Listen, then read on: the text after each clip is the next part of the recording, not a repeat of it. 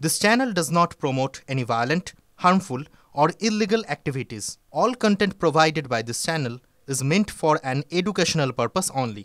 Top quality और consistent performance के लिए सिर्फ सिल्वर पंप नाम याद रखना। কসবাকাণ্ডে এবার গুরুত্বপূর্ণ তথ্য প্রমাণ পুলিশের হাতে।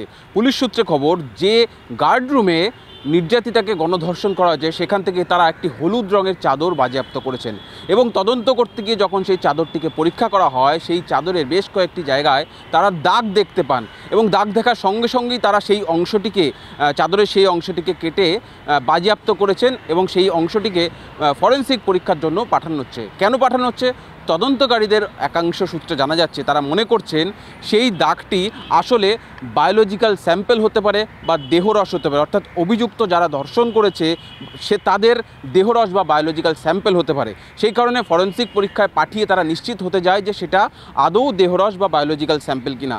যদি ফরেনসিক রিপোর্টে সেটা দেহরস বা বায়োলজিক্যাল স্যাম্পল হিসেবে নিশ্চিত হওয়া যায় তার পরবর্তীতে কিন্তু সেটার জন্য তারা ডিএনএ স্যাম্পল নেবেন বা ডিএনএ পরীক্ষা করাবেন, অর্থাৎ অভিযুক্তদের সঙ্গে সেইখানকার যে নমুনা তা মিলিয়ে দেখা হবে এবং দেখা হবে যে সেই বায়োলজিক্যাল স্যাম্পল কার সঙ্গে ম্যাচ করছে, অর্থাৎ অভিযুক্ত মনোজিৎ একা নাকি তার সঙ্গে আরও কেউ রয়েছে সেটা তারা পরীক্ষা করে দেখবেন এবং সেটা পরীক্ষা হলে কিন্তু এই ঘটনায় নির্যাতিতা যে অভিযোগগুলি করছেন সেই অভিযোগ বা সেই প্রমাণ আরও শক্তপোক্ত হবে এবং সুবিচারের পথে নির্যাতিতা আরও বেশ কিছুটা এগিয়ে যেতে পারবেন।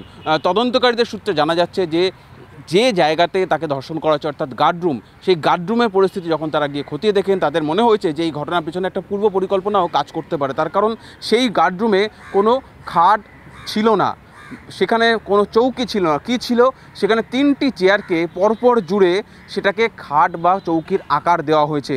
তারপর চাদর বেছানো হয়েছে হলুদ রঙের চাদর, যে চাদরে এই দাগ বা বায়োলজিক্যাল স্যাম্পল রয়েছে বলে তদন্তকারীরা মনে করছেন এবং সেইখান থেকেই তদন্তকারীরা বলছেন যে এই ঘটনার পেছনে মনোজিৎ বা অভিযুক্তদের একটা পূর্ব পরিকল্পনা ছিল। সেই কারণে সেখানে কোনো খাট বা চৌকি না থাকা সত্ত্বেও তারা বেঞ্চকেই খাটের আকার দেয়, খাটের রূপ দেয়, তার উপর চাদর বিছিয়ে সেখানে ধর্ষণ করা হয় ওই আইন কলেজের ছাত্রীকে বা ওই নির্যাতিতাকে। ফলে এর পেছনে একটা পূর্ব পরিকল্পনা থাকতে পারে বলেই তারা মনে করছেন এবং যে তথ্য প্রমাণ তাদের হাতে এসছে এই চাদর থেকে সেটা অত্যন্ত গুরুত্বপূর্ণ।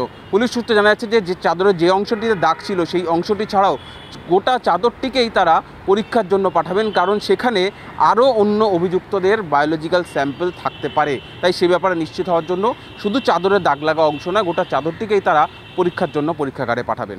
ক্যামেরা সমন্ত দাসের সঙ্গে সুজয় পাল, TV9 বাংলা, কলকাতা।